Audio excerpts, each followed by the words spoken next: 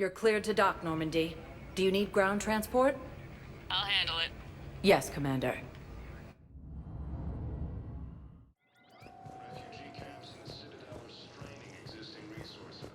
I've got your briefing, Private. Let's fill you in before the squad arrives. The Alliance is posting us to an Ezo mine.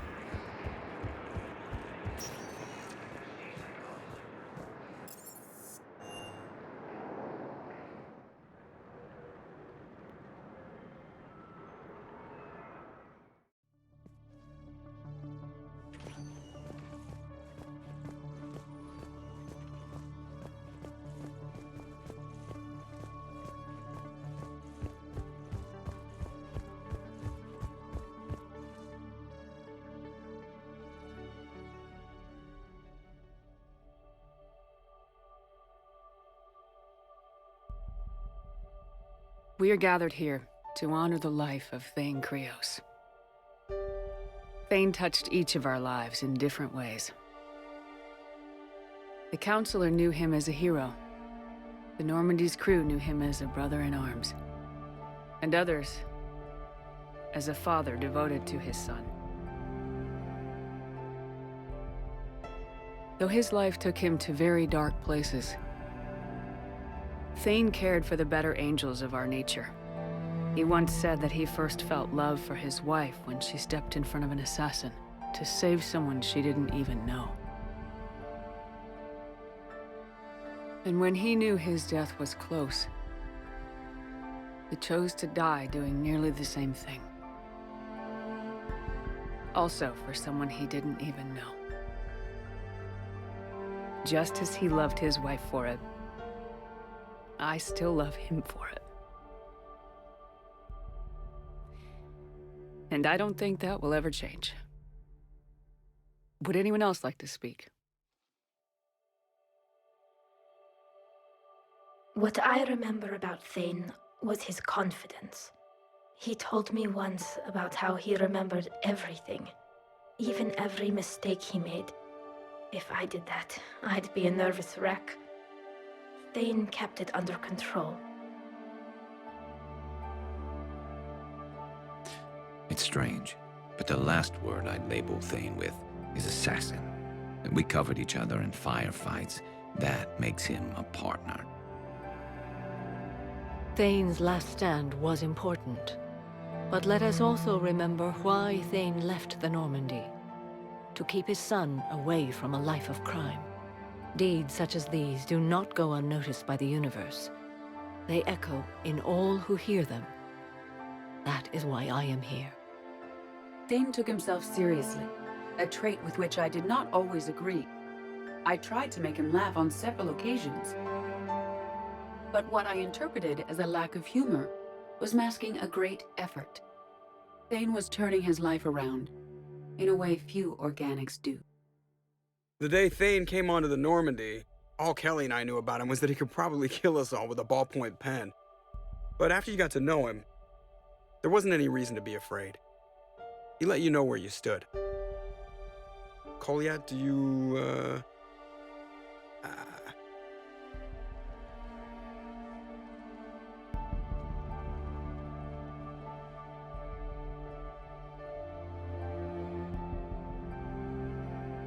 When I was little, I thought my father had it all figured out. He said men must be loyal to their friends and dangerous to their enemies. But when he prevented me from hurting someone, he had changed. He said enemies and ego are not as important as loved ones. I didn't want to hear it. I was lost. I called him a hypocrite in 1,000 different ways. Said that he was going soft.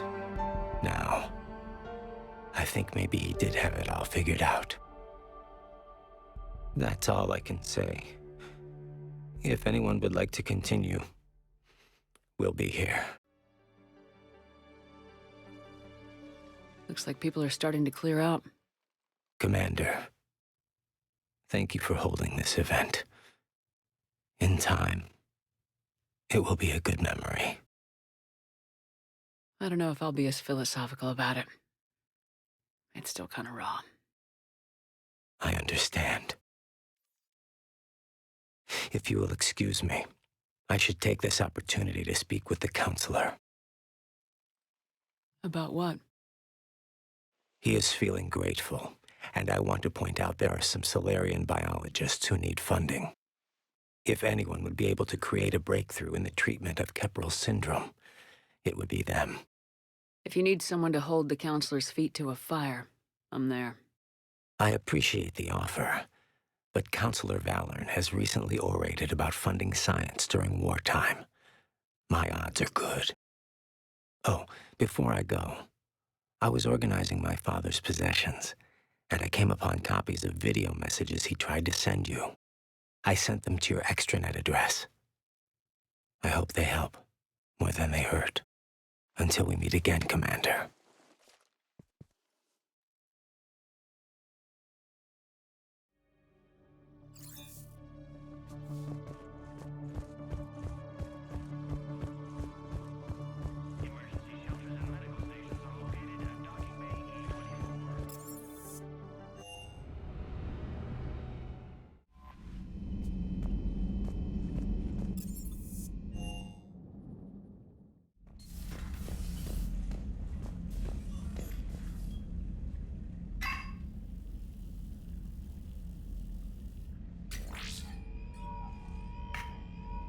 Sia, I've thought over what you said, and in retrospect, I think leaving the Normandy was for the best.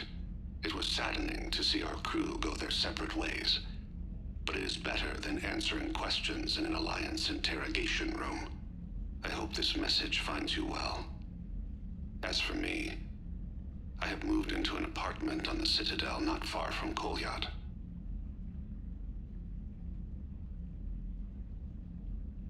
I think the first attack I had frightened him.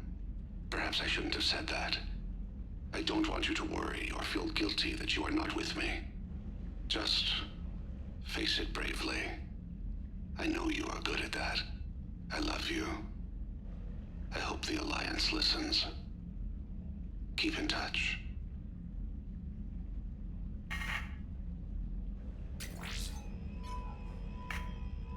Shepard. If you sent a message back, I didn't get it. I suppose communications from someone of my reputation would be restricted. The irony is, I am a danger to no one these days. I am even paying taxes on my investments.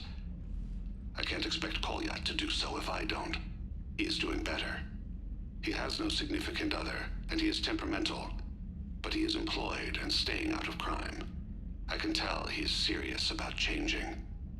It has cost him more than a few friends. Send something back if you can, Shepard.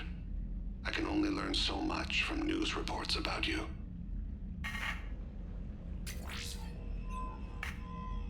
I have tried a false identity to try to get this message through to you. We'll see if it works. I have good news and bad. The good news is that Kolyat and I took a few days to visit Earth. Like the shade of her eyes, shrill sound of chirping stops. I scan the ground, see two tiny bodies locked by claws. Excuse me. As I was saying, we saw a beautiful sunset in New Mexico, and a scorpion eating a cricket. I wish you could have joined us. The bad news is, I fainted and struck my head. Kolyat has convinced me to stay at Huerta Memorial on the Citadel. I will be there from now on. I still don't want to die in a hospital, but it's where the doctors are. And Kolyat. I love him. That means I must trust him. Goodbye, Shepard. Let me say that now, in case I cannot later.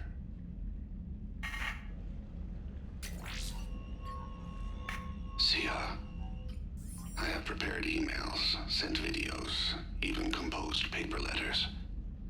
I know this will not reach you, but it must be said. I once had no reason to live. Then suddenly, I had two. You and Kolyat. Circumstances keep us apart, so Kolyat takes much of my time, but I don't know if it's obvious to humans. Fist slams the table. She comes to me, fingers cool and soothing. Thane, be alive with me tonight.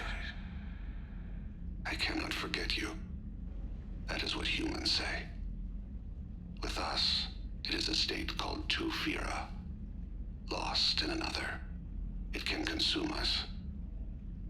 In case you are in the same pain, I want to say, you have only made my life better. You gave me you, Kolyat. Even the Omega-4 relay made me feel purposeful. We are alive, Zia. And when we are not, I will meet you across the sea.